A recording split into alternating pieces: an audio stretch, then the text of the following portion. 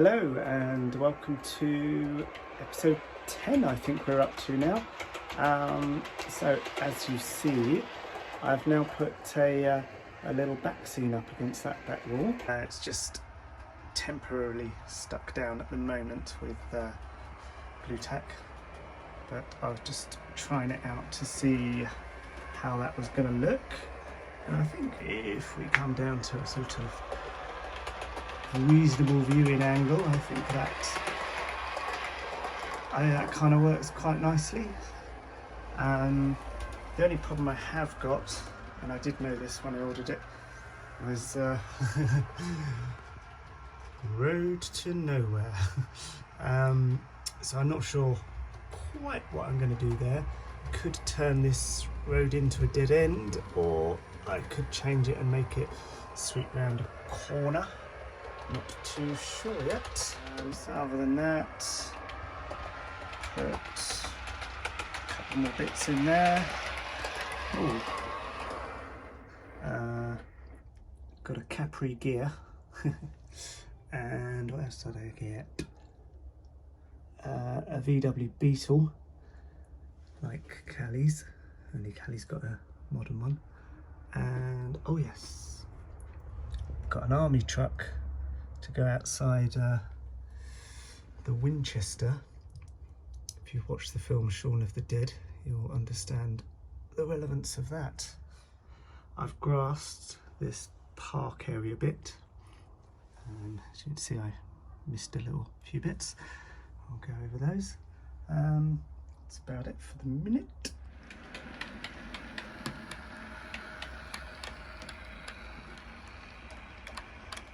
Oh yes, and I changed that shop for Summerfield.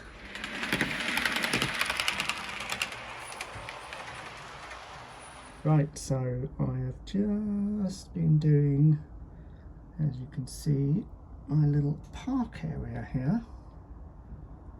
So here we go.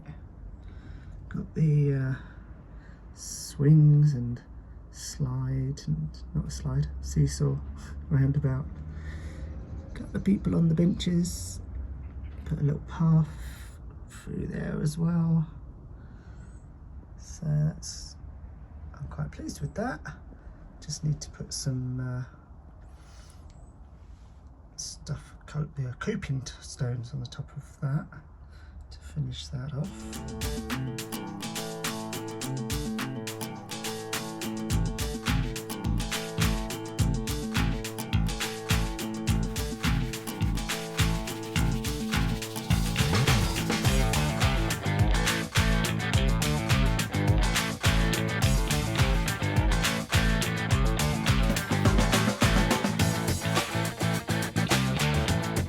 So I've bought these little seated figures.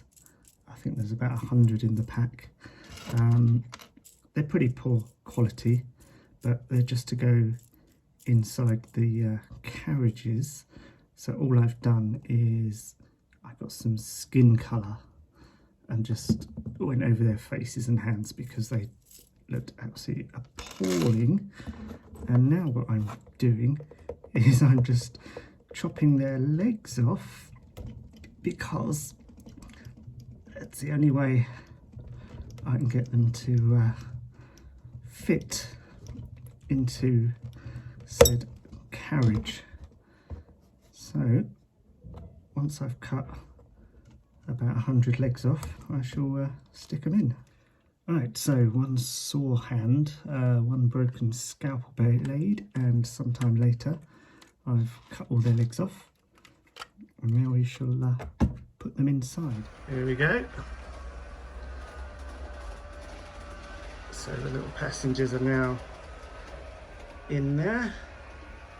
Lovely. And also they're in there, but they're going too fast so you can't see them. Oh, seem to have a flicker going on here. But yeah, we have them in this one as well. And little driver in that one. And he's in there somewhere as well.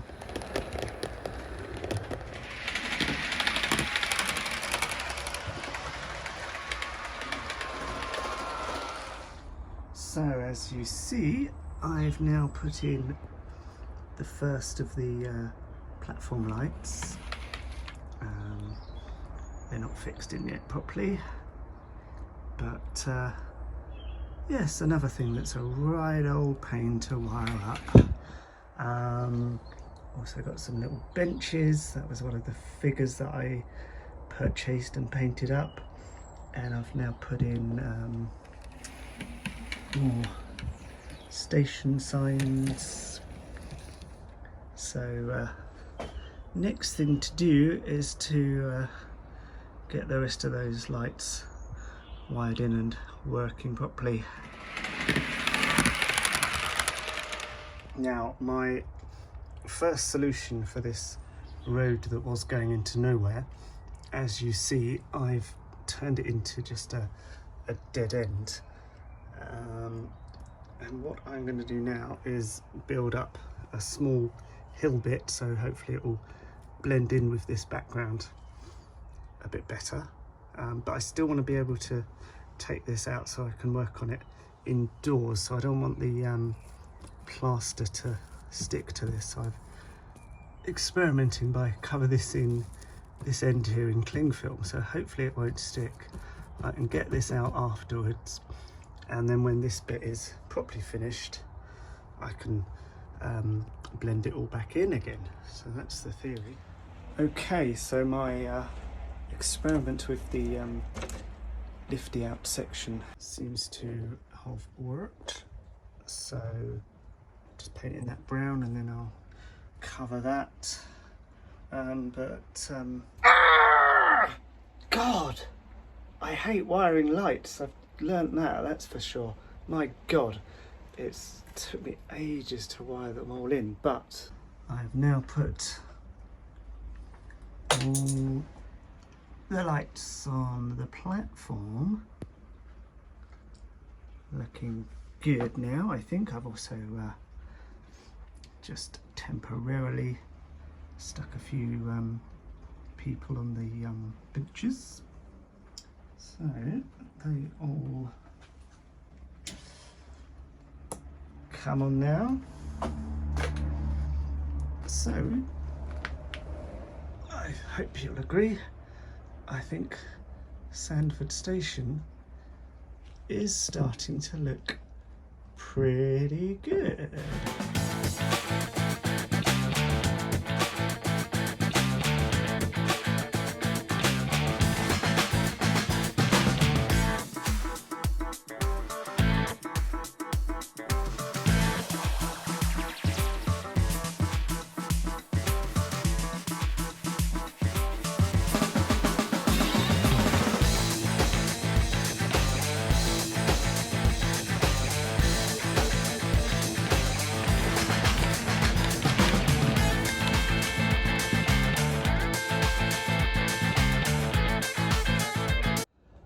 Oh man, it's too cold today.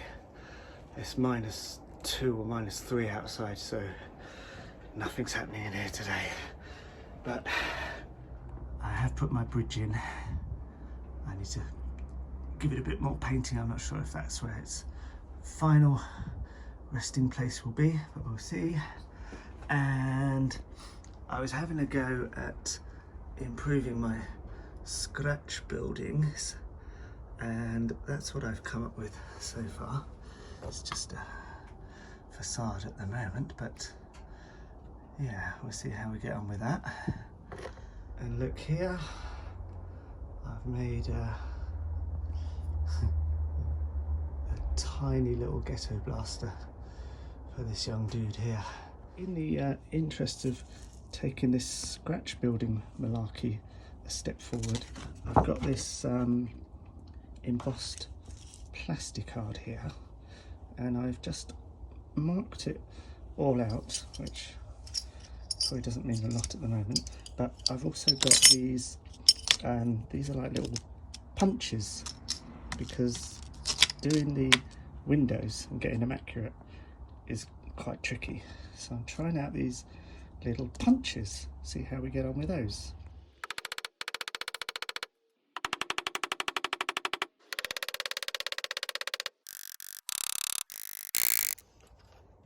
Right, let's get back inside where it's warmer.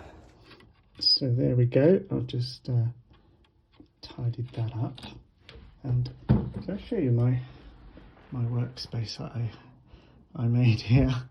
And I don't know if this is everyone has this same issue, but I end up having all this space and there's so much junk on it, I just end up working in this tiny little bit here. Anyway, so now what I've done is I've cut this bit of 2mm card, and that will affix to that. So as you see now, I've put in some doors, and I've just covered the edges here with little bits of plastic card, and now I'm going to paint them. Okay, there we go. So I've given the shops there a lick of paint. May still need some more, and then I've got some signs to go on the top, and we shall crack on.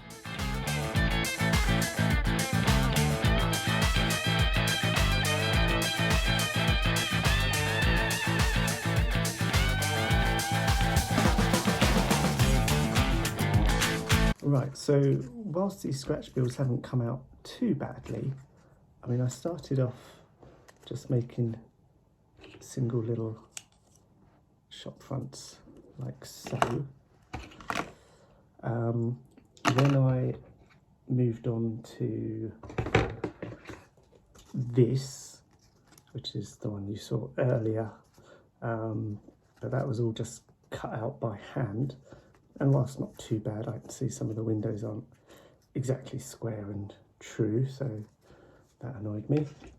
And then I moved on to this one, and that was its inside, but still it's going to be difficult to see, but it's impossible to see really, but it doesn't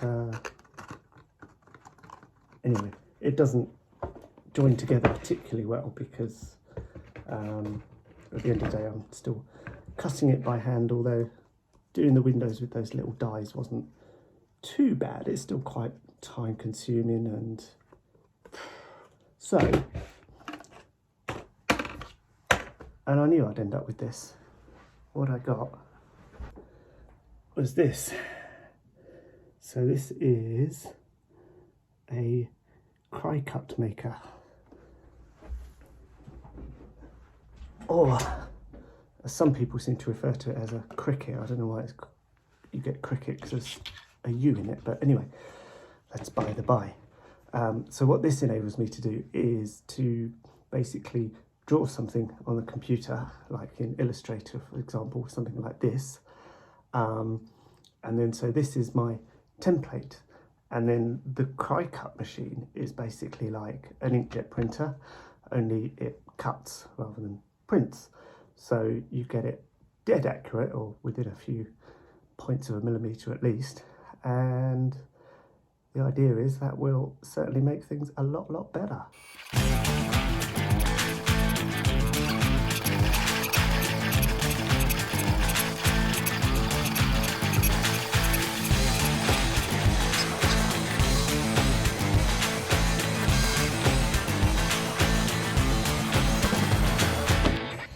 Right, and there we have the finished thing, and it's now just as simple as popping these out, and there we go, simple as. And then these other bits here are just kind of strengtheners and bits to make the windows. So I think it's a big thumbs up for the cry cut machine, because that has come out really, really good. And it's all nicely fits together. Thus, and then if I stick, you know, the door is going to go in there, and that's just going to fit snugly. I need to experiment. I should be able to cut this, but I don't think I've got it quite on the right setting there because it hasn't gone right the way through that plastic card, but that's just a bit of tinkering. So, thumbs up, I think.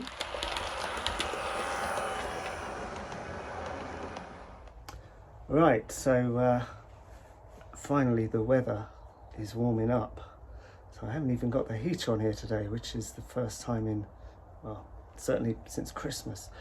Look what's happened here.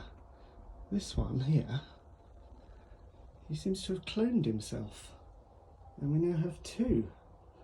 I don't know what happened there. Maybe, I don't know, I guess I must have hit buy on eBay or something strange like that. But never mind, eh? No, I really like these ones. They run really well, and I kind of always thought I'd like two of the same on the layout, because that's kind of generally what you would see, you know, the same kind of training service. So yeah, I've got two of those ones now. Just need to put some people in that one. What else? I've destroyed my garage again whilst grassing that bit. Seeing as we've got a nice little fleet here, I thought, let's get my computer control up and running, because I haven't used that in ages. Right, so it all booted up, which was the first thing, because it's been too cold.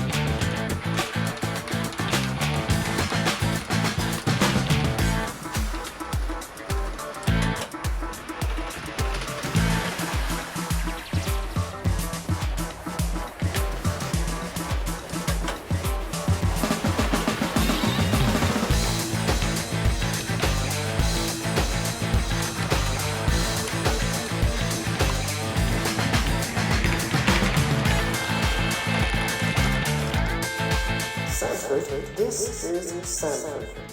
The train now arriving on platform 2 is the 2014 service to Newton Haven. Calling at Newton Haven only.